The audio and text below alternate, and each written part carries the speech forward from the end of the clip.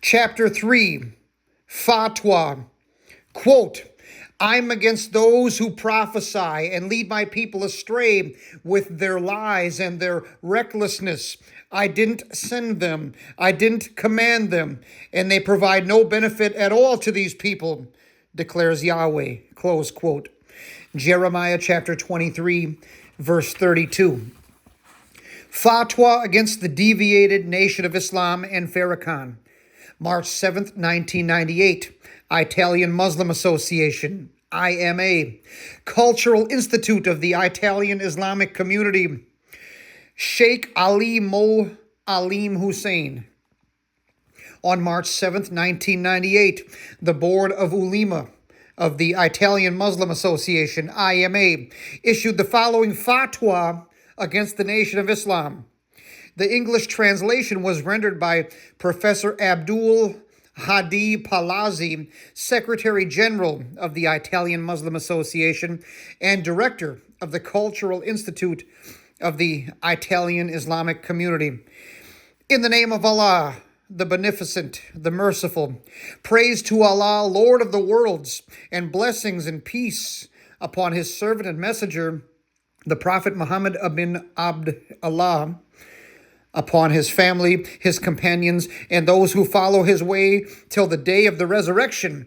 Allah, the Most High, and says in his holy Quran, quote, of the people, there are some who say, we believe in Allah and the last day, notwithstanding their unbelief. Fain would they deceive Allah and the believers, but they only deceive themselves and realize it not. In their hearts there is a disease, and Allah permitted this disease to increase. Grievous is the penalty they incur because they are false. Close quote. Quran chapter 2, verses 8 through 10.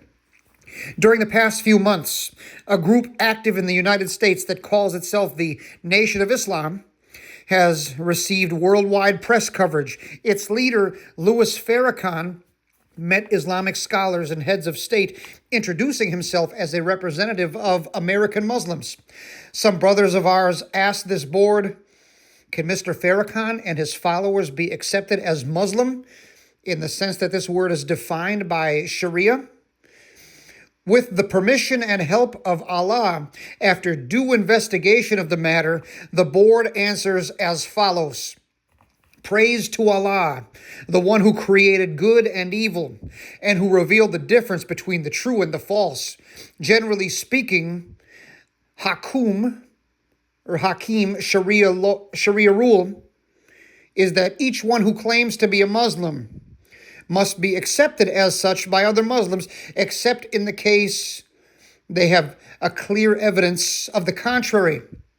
The most common hukum is that unbelief is not proved by actions, but is proved by the principles that are believed. The most common way to prove what a man actually believes is by analyzing his speeches and writings. That means that the fact that someone does not usually observe the hukum of the Sharia is not enough to prove his unbelief. This view is held by Hanafi, Maliki, and Shafi'i schools, but the school of Imam Ahmad ibn Hanbal says that, quote, unbelief is not proven by actions except for the compulsory ritual prayers, salawat, close quote. According to this school, a Muslim who refuses to pray a compulsory prayer must be regarded as a renegade. But the other three schools say he is a Muslim, although a sinner, fasik. Notwithstanding this divergence, the four schools are unanimous in considering non-Muslim someone who, without being under pressure, says, I do not regard prayer as compulsory, or there is no need to fast on Ramadan, or there is no harm in drinking wine, etc. That kind of declaration proves that a person has rejected one of the clear hukams about which there is no doubt or possibility of misunderstanding. The consensus of Islamic jurists is that rejecting a single hukum, Hukm, is like rejecting them all, and that missing an element of faith is like missing them all. There is no difference between a hukum concerning things that must be believed by the heart or things that must be done by the body. As a general rule, it is forbidden to investigate whether Muslims observe the Sharia, and even if their belief is correct from all points of view. Notwithstanding this, as soon as a Muslim hears from his brother something that can be identified as a wrong belief, he has the duty to correct him and teach him the correct doctrine according to the Quran and the Sunnah.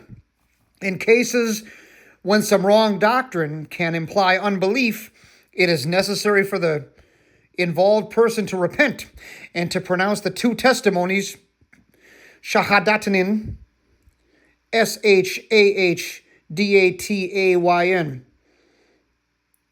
Shahadadin, or whatever, however you pronounce that. The case is different when a person or group is openly preaching and teaching doctrines that look unusual.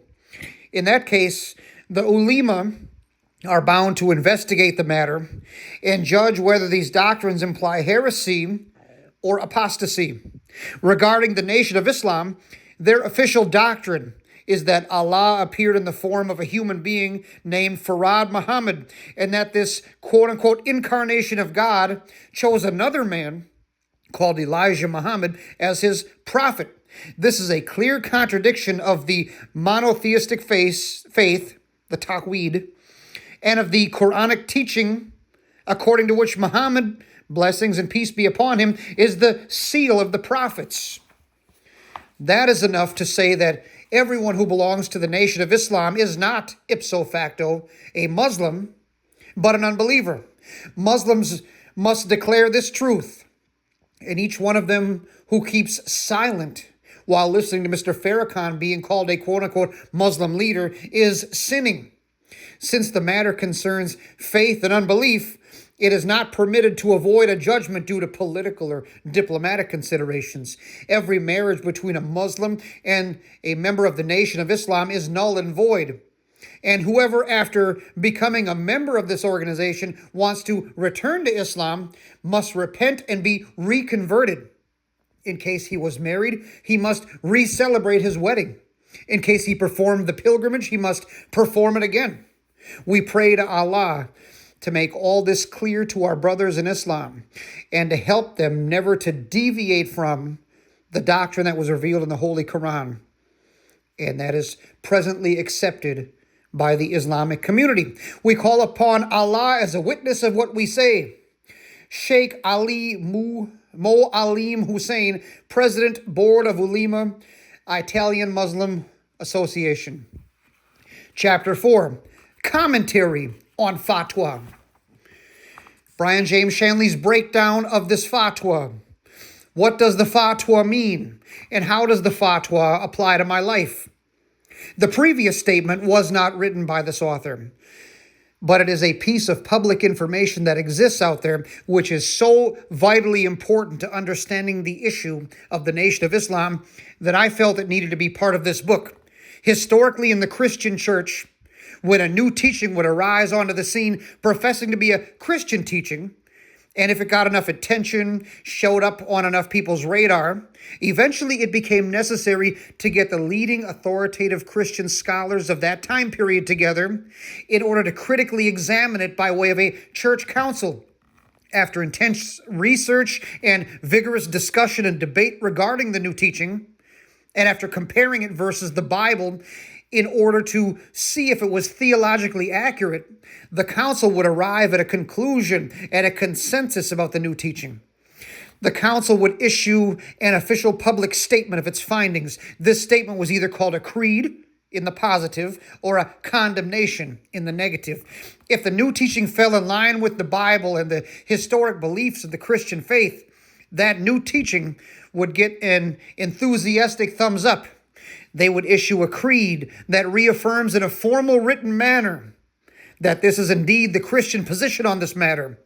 However, if the new teaching was found to be in contradiction to the Bible and to the beliefs of Christianity, a statement would necessarily be issued condemning it as being spiritually destructive and something that Christians ought to avoid.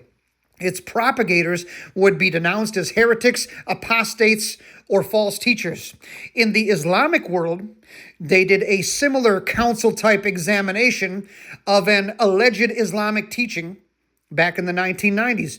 Very few people are even aware of this historical event having taken place in real life, which is why I fought to include some education about it for you in a book. Here in the United States of America, the Black Muslim movement has produced a sect called the Nation of Islam. Its current leader is Minister Louis Farrakhan. Throughout the 1980s and 1990s, Farrakhan would travel to Muslim countries around the world and meet their leaders, introducing himself as the official spokesman of the American Muslims in the West. Locally here at home, American Muslims heard about this and immediately became critical of Farrakhan's claim of himself, saying, "I never voted for him. He doesn't represent me." Their reasoning was that the differences between the teachings of Louis Farrakhan and his predecessor, Elijah Muhammad, are so vastly different from the positions of Islam as defined and articulated in the Quran, the Hadith, and other primary source reference works of Islam from centuries past. Eventually, the Muslim leaders from around the planet had heard so many complaints from so many Muslims on every continent about Louis Farrakhan's teachings that they decided it was time to look at the movement of Louis Farrakhan with a critical and scholastic eye. In Islam, the council who gathers together to investigate these things is called ulema. Sometimes it is spelled ulama. As Ibrahim defines this type of Islamic council, quote, simply, ulama are scholars of Islamic knowledge who can define and teach Allah's laws based on evidence from the major sources of Islam, the Quran and Muhammad's Sunnah tradition. In practice, ulama apply a legal process called ijtihad, IJTIHAD,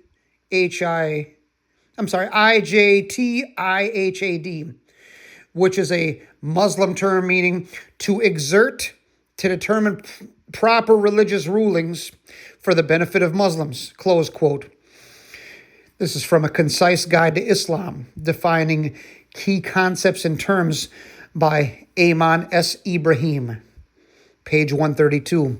Omar gives us further insight into the definition of ulema. Quote, wise, one who knows, plural equals ulama. Alam, learned, knowing, wise. Alam, very learned, knowing, wise. Close quote. Dictionary of the Holy Quran by Abdul Manan Omar, page 384. The teachings of Louis Farrakhan needed to be compared against the Quran and the Hadith by the most intelligent, learned, and recognized Islamic scholars alive, so that this controversy could be ruled upon in an official and public way once and for all time. If what Farrakhan teaches would be found to be accurate and authentically Islamic, the international Muslim community would have given him an official endorsement. Every Muslim on the planet would be encouraged to read his writings and listen to his speeches for their own spiritual growth and education. He would be pushed big time. However, if his teachings would be found to be un-Islamic or anti-Islamic, then an official condemnation and repudiation would need to be issued immediately for the spiritual safety of the Islamic community. People would be told to avoid his writings and speeches. Whether positive or negative, the final written verdict following a scholastic investigation is called a fatwa. As Ibrahim defines and explains the word, a fatwa is, quote, a religious ruling issued by a Muslim cleric whenever Muslims need religious advice in matters of belief, worship, or practice. They ask educated Muslim clerics, examples being a mosque's imam. When a Muslim cleric hands down an Islamic legal opinion, this is called a fatwa, close quote. A Concise Guide to Islam, Defining Key Concepts and Terms by Ayman S. Ibrahim, page 140. This happened in 1998 regarding the teachings of Farrakhan. Based on international demand from the global Muslim community, the top Islamic leaders and scholars met up and formed ulema. After research, discussion, and debate, they arrived at the conclusion that what Louis Farrakhan teaches is nothing but a contradiction. I'm going to read that again. After research, discussion, and debate, they arrived at the conclusion that what Louis Farrakhan teaches is nothing but a continuation of what Elijah Muhammad taught one generation before. And what Elijah Muhammad taught one generation before was in direct contradiction to Islam. So it became necessary for ulema to make the results of their research public for the international Islamic community to see, learn from, and be warned through. They went on to condemn this non-Islamic, anti-Islamic, American-born religion as being a deviant perversion of their ancient Middle Eastern faith.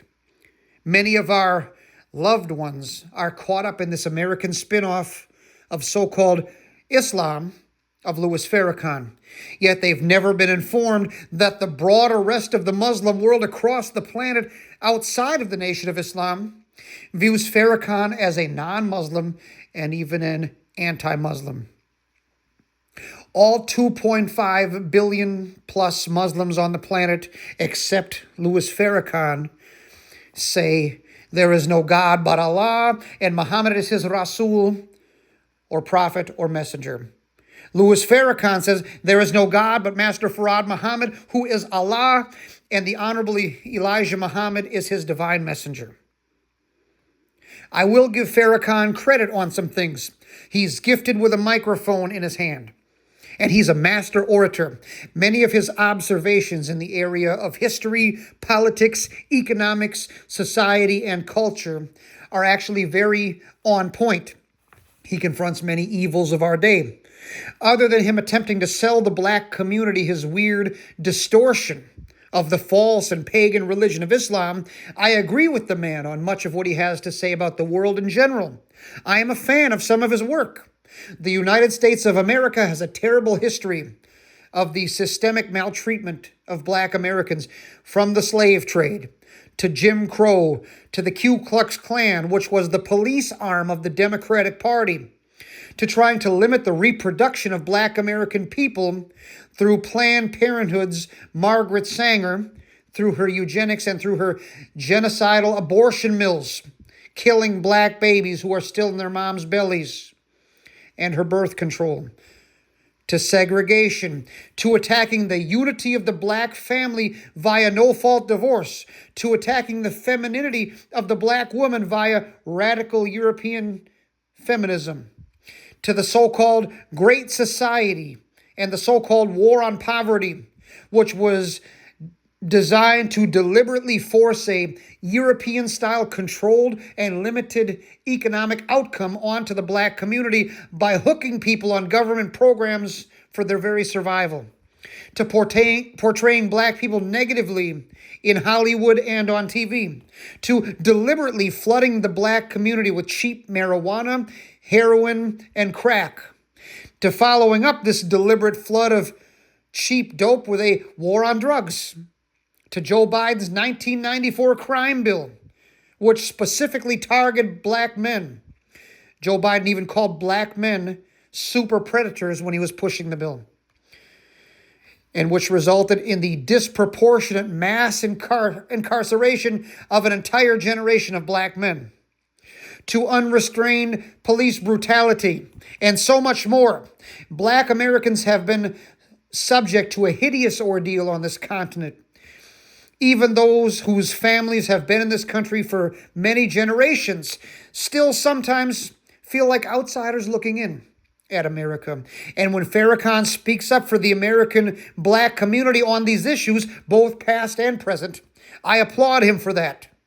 And I stand with him on nearly all of these social, cultural, and governmental issues. Of much of his work, I am a huge fan. However, when he utilizes America's terrible past and America's present, which is still in need of work, in an attempt to sell himself to the public as a prophet of Islam's pagan Al-Ilah moon deity of Muhammad's Quraysh tribe, he actually seeks to gain spiritual control over the minds, hearts, and beliefs of America's black population. His message ultimately advocates for black Americans to become an independent, sovereign nation with its own government, with its own economy, with its own laws, with its own culture, with its own flag, with its own national anthem, right here on American soil. And of course, in addition to offering himself as the ruler and as the dictator of this new, separate black country inside of the United States, he wants his deviant and discredited brand of the religion of Islam to be the law of that particular land. An independent and sovereign black nation within a nation rising to power inside of the United States was not original with Louis Farrakhan. Nor did Elijah Muhammad come up with it. Not even Wallace Farad Muhammad was its creator. A separatist nation of black people emerging on U.S. soil is an idea that was born from the minds of 19th and 20th century Eastern European, white, communist thinkers such as Karl Marx, Friedrich Engels, Vladimir Lenin, and Joseph Stalin. Their idea was a divide and conquer style revolution that would create the kind of chaos and instability inside of the United States during which it could be overthrown from within, and its citizens could be brought under Soviet communist rule. Looking at the United States in the years following the abolition of the slave trade through the outsider's glasses of a person on a total other continent, it was apparent from the Eastern European communist vantage point that the black population of America was being maltreated, or, as the communist writings called it, oppressed. This black segment of the United States population, the white European communists hypothesized, could be a receptive audience to the language and the mentality of what the communist writings called the revolution. In the early 1900s, in the South, there was a geographical part of the United States that the communist writers called the Black Belt. It was referred to as such because there were major cities in which the population of black people was greater than the population of white people in them. Though they were free in the sense that slavery as an official institution had been abolished on paper, many of them were still stuck as resident labor on plantations as sharecroppers, making very little money, and the hope of a better life for their children remained an impossible dream. Russian thinkers such as Vladimir Lenin, who lived from 1870 to 1924, Joseph Stalin, who lived from 1878 to 1953, and Nikita Khrushchev, who lived from 1894 to 1971, all viewed this massive number of freed yet still held down black Americans as an oppressed proletariat just waiting to be harvested, organized, trained, and funded towards a revolution against the government of the United States of America. As Pepper observed back in 1928, quote, "The Black Belt of the South constitutes virtually a colony within the United States of America," close quote. That's from American Negro Problems by John Pepper, page 7. He summed up perfectly what the top minds in Russia were all saying in the early 20th century. The existence of an entire group of people inside of an enemy nation that was under heavy persecution with no rights to vote was a perfect opportunity to infiltrate that enemy nation. The necessary soldiers for an invitation already lived there. They almost saw it as their duty. The door was too wide open not to walk through it. Here is how Pepper put it, quote, "The Communist Party must consider itself the champion of the Negroes as an oppressed race. The Communist Party cannot be a real Bolshevik party without being also the party of the liberation of the Negro race from all white oppression," close quote. That is from the book American Negro Problems by John Pepper, page 6. Author's note, John Pepper, who lived from 1886 to 1938, is a pseudonym that was used in the United States in the 1920s by a communist propaganda writer. He was born in the Austro-Hungary Empire under the name Joseph Schwartz. Because the last name Schwartz is Jewish, and he didn't want to be discriminated against by the anti-Semitic world, he changed his name to Joseph Pogani. Under this new name of Joseph Pogani, he was deeply involved in a communist revolution and fundamental transformation of existing conditions in Hungary in 1918 and 1919. This overthrow caused Hungary to split from Australia, and both countries were balkanized and broken apart into multiple, even smaller countries, such as Yugoslavia, Croatia, etc. Afterwards, he moved to Soviet Russia, where he shot up the ranks of the communist government. He was sent here to the United States of America in the 1920s by Joseph Stalin himself, specifically to help organize Black Americans in what the communists called the Black Belt states of the South.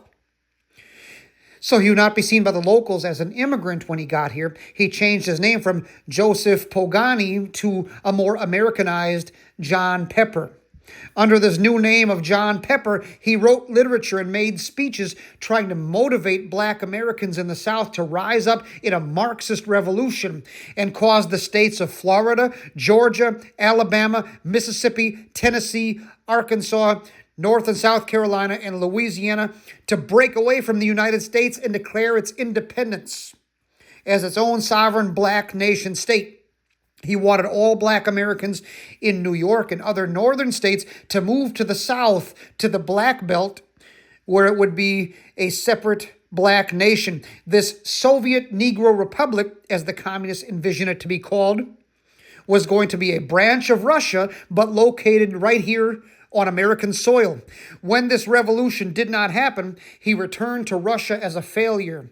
He was eventually accused of a fake crime, given a kangaroo or fake trial, and executed by the very communist government that he spent his life serving. The execution took place on the very same day as the trial, speedily and without a moment's delay.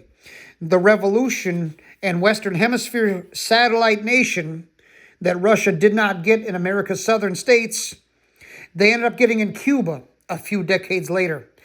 Pepper's 20th century white European communist and socialist ideas can still be heard coming out of the mouths of several radical Afrocentrist community organizers and clergymen, even in 2025. The booklet I just quoted above, American Negro Problems, is just one of his most influential works. If the Black people inside of Americans' Black Belt cities could be mentally and emotionally manipulated with the value system and philosophy necessary to spark a violent Marxist revolution on the streets of those cities, in that part of America, there could eventually be an overthrow of existing social, economic, political, and governmental conditions. Out of the ashes of the old nation could emerge a new nation. A revolutionary mindset and motivation towards action among Black American people in major southern cities where they were numerically the majority could become a built-in Soviet army right here, the Russians wrote. An invasion of America from within. The troops have already landed on shore, are through the gates, and are in the streets. As the smoke cleared from this revolution, an emerging independent sovereign Black nation state occupying the geography of the South in the United States would ultimately be a Soviet satellite, a Russian colony right here in America, a new and improved starting location from which phase 2 of an invasion of the rest of America could be launched. Of this new upstart independent sovereign Black nation, the written propaganda states, quote, that the new Negro Republic created as a result of the revolution for land and freedom is a Soviet Republic, close quote. This is from The Negroes in a Soviet America by James W. Ford and James S. Allen, page 39. And that quote It would be certain to include such cities as Richmond and Norfolk, Virginia, Columbia and Charleston, South Carolina, Atlanta, Augusta, Savannah, and Macon, Georgia, Montgomery, Alabama, New Orleans and Shreveport, Louisiana, Little Rock, Arkansas, Memphis, Tennessee. In the actual determination of the boundaries of the new republic, other industrial cities may be included, close quote. This is from The Negroes in a Soviet America by James W. Ford and James S. Allen, page 39. Author's note, James W. Ford, who lived from 1893 to 1957, was a Black American activist and politician. He was born in Birmingham, Alabama, after serving in the U.S. Army in World War I. He returned to civilian life in Chicago and joined up with organized labor, or unions, wherever he worked. The last phrase in the Communist Manifesto is, "Workers of the world unite."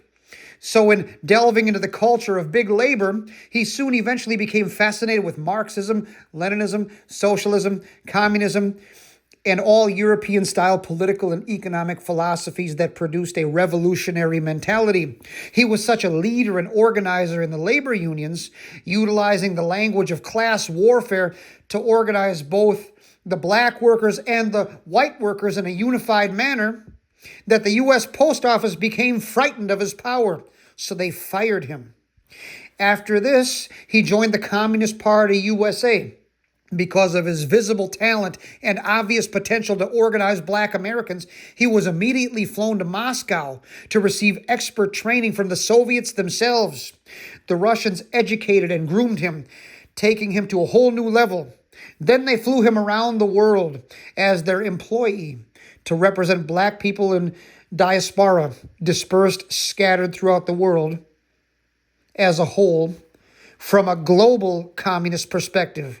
On this international speaking tour, he introduced the world to Soviet European white created propaganda phrases like quote-unquote white supremacy and quote-unquote black liberation and quote-unquote the struggle. In the 1930s, the Soviets sent him back home to America to organize an independent, sovereign black nation state. In 1932, James W. Ford was nominated by the Communist Party USA as Vice President of the United States of America. Thus, he became the first ever Black American to be nominated on a U.S. presidential ticket. This was 29 years before Barack Obama was even born and 32 years before Kamala Harris was born. Ford was the Communist Party USA vice presidential nominee again in 1936 and again in 1940. Ford created a branch of the Communist Party USA in Harlem.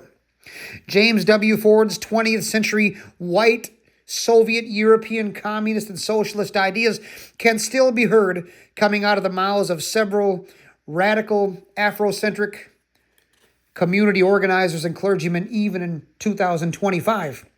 The booklet I just quoted above, Negroes in a Soviet America, is one of his most influential works. A Soviet conquered and colonized piece of land like this is referred to in communist writings as a liberation zone. Modern Western communists call them an autonomous zone.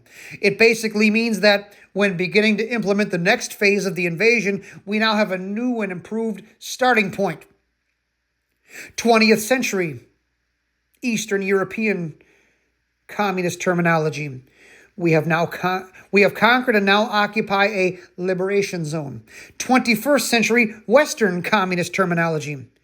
We have conquered and now occupy an autonomous zone. Here are two modern illustrations. Number one, if China conquered Taiwan tomorrow, Taiwan would become a liberation zone. In a later Chinese invasion of California, the starting point of that attack would no longer be the faraway Beijing or Shanghai. Because of the fact that they now, quote-unquote, occupy Taiwan, the Chinese Army, Navy, and Air Force would have a new and more conveniently located place from which to launch the attack. Storming the beaches of California was always the goal. Taiwan was just a necessary and strategic stepping stone en route to it. Number two, In the Minneapolis riots of 2020, following the police killing of George Floyd, white Marxist kids who were employed by Soros-funded Antifa would block off portions of land and declare them to be quote-unquote autonomous zones. They were professionally trained and paid agitators, so they were no doubt aware of the fact that they were actually symbolically claiming a piece of Minnesota and hence U.S. land and declaring it occupied, quote-unquote, on behalf of a foreign power, more commonly known as a quote-unquote liberation zone. Through these useful idiot kids smashing windows and throwing Molotov cocktails while riding through the wreckage on skateboards, Russia was colonizing city blocks of the United States. This also took place in Portland, Oregon, and other U.S. cities. In the early 1900s, the communists wanted to quote-unquote occupy our southern states as a quote-unquote liberation zone or a quote-unquote autonomous zone. And they wanted the black American population who lived down there to be the frontline foot soldiers and the cannon fodder that would be sacrificed to make it happen. As Ford and Allen stated in a booklet that they wrote for the Communist Front Group Workers' Library in 1935, quote, "On this territory, the Black Belt, the Negroes are in the majority of the population. As long as the plantations and sharecropping remain, it will be impossible for the Negroes to obtain equality. For in order to rise above the plantation level, it is first necessary to remove the plantation and divide the land among the tillers of the soil. This can only be done by the organized power of the masses of exploited sharecroppers and farmers on the land. Such a complete transformation, however, will not come overnight and can be successful only as the result of organization, preparation, and proper leadership," close quote. This is from Negroes in a Soviet America by James W. Ford and James S. Allen, page 25. Author's note: James S. Allen, who lived from 1906 to 1986, was an activist for the Communist Party USA in the 20th century. He was born in Philadelphia, PA, under the name Saul Auerbach. He was a first-generation American, his parents being Russian immigrants. While studying philosophy at the University of Pennsylvania, he was radicalized as an ultra-left-winger on campus. Fascinated with 20th century European thought, he joined the American student delegation in Russia. In 1927, 10 years after the Russian Revolution of 1917, at the age of 21, he traveled to Russia. In 1928, the University of Pennsylvania expelled him for radical and leftist activities on campus. Following that expulsion, he immediately joined the Communist Party USA. They put him to work, writing Marxist propaganda in multiple publications having to do with politics, economics, and organized labor. His gifts as a writer were recognized, and eventually he was sent to Tennessee to be part of the building of a quote-unquote Soviet Negro Republic. That is to train the black population of the South in what was called the Black Belt of the South, the mentality of European-style Marxist quote-unquote struggle and quote-unquote revolution, in order to motivate them to secede from the United States and form a black separatist nation, which would be a Soviet satellite. Ultimately, Russia would enthrone a black dictator over that new black American nation, and he would be their puppet reporting to Moscow. They later succeeded doing this to Cuba and installed Castro. Since the name Auerbach is obviously Jewish, and he was in the South where anti-Semitism is a real possibility, he adopted the pen name James S. Allen to disguise his Jewish heritage. He wrote a communist newspaper targeted at black American people called The Southern Worker. Although he was writing from Tennessee, the newspaper said that it was actually coming from Alabama, so as to remain secret and fooled the FBI and their anti-American activities investigations. Living in hiding took an emotional and mental toll, so he eventually left the South and returned to the West Coast to do other projects for the communists. But the chapter of his life spent in the South mobilizing black activism with the terminology and mentality of white European revolution left a huge mark as he authored many communist books that were targeted at the black population of America. James S. Allen's 20th century white Soviet European communist and Marxist ideas can still be heard coming out of the mouths of several radical Afrocentrist community organizers and clergymen, even in 2025. The booklet I just quoted above, Negroes in a Soviet America, is one of his most influential works. Sharecroppers overthrowing the owner of the plantation and then redistributing his land among themselves is the macrocosm, small picture. Sharecroppers overthrowing the owner of the plantation and then redistributing his land among themselves is the microcosm, the small picture. The black citizenry of the South overthrowing the U.S. government and then establishing their own nation right there is the macrocosm, or the big picture. A second civil war resulting in a Soviet colony located here on American soil composed of black communist people that are representative of Russia was the goal. As the written propaganda of 1935 goes on to explain, quote, 75 years ago, the North went to war in order to destroy the power of the slave owners. That, too, was a revolution, but it is not yet finished. Our task is to finish it. With the power of the plantation owners destroyed, a new kind of government will be set up by the farmers and the workers in this territory. For the first time, Negroes will really enjoy democracy. The Negroes will play the leading role both in the land revolution and in the new revolutionary governments. This land can be made into a free land. It can be proclaimed as a new country. The Old South will no longer remain. The Negroes will come into their own. The real test of freedom for the Negro people in the Black Belt lies in their right to self-determination. Unless they can choose freely for themselves what the relationship of this new government will be to the United States as a whole, they will not be free. If the capitalists are still in power in Washington, we can rest assured that they will oppose and try to crush the rebellion of the Negro people. The Negro nation will need powerful allies to carry through and defend this revolution for freedom. Close quote. This is from The Negroes in a Soviet America by James W. Ford and James S. Allen, pages 26 and 27, published in 1935.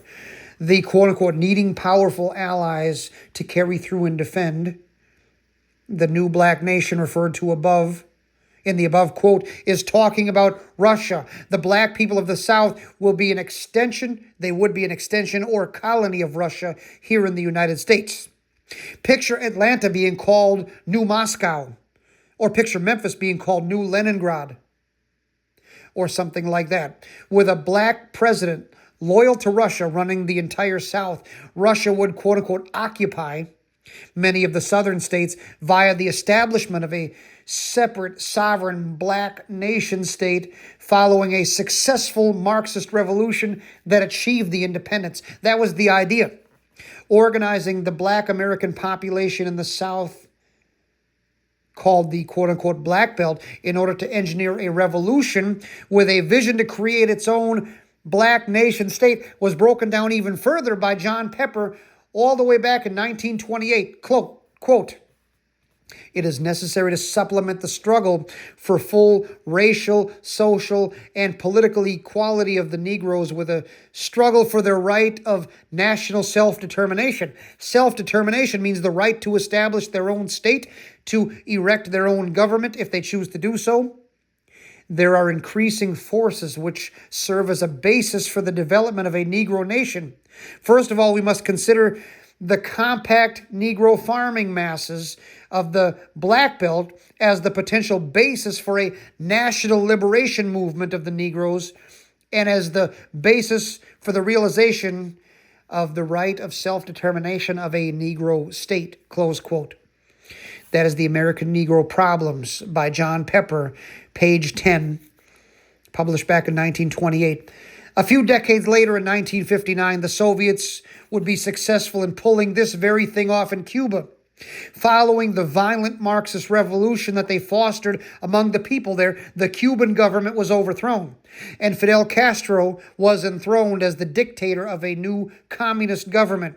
And going forward, Cuba would be a Soviet satellite, with Castro reporting to Nikita Khrushchev. Russia now had a colonial presence on the North American continent, quote-unquote, occupying Cuba, an island located a mere 90 miles off the coast of Florida. They had aimed for Atlanta, but got Havana instead. This successful revolution was a Cold War-era chess move that put America in check for several years.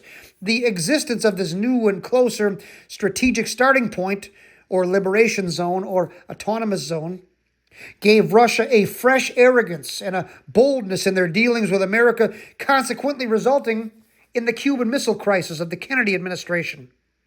The Cuban Missile Crisis was very intense and could be the subject of its very own book all by itself.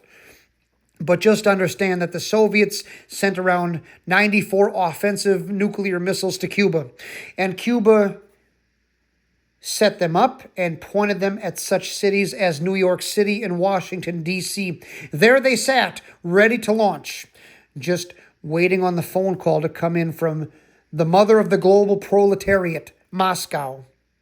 This Cuban Missile Crisis was an international incident that brought the entire planet within a heartbeat of World War III.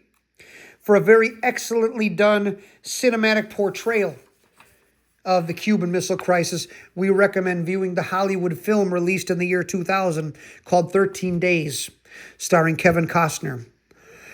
Not only did Russia feel so bold and confident as to send missiles over here, but around the same time they constructed the Berlin Wall in Eastern Europe. The point is here that before succeeding at conquering and quote-unquote occupying a piece of land in Cuba via its people revolting and toppling their own government, Russia intended to do it first with the southern black folks right here in America.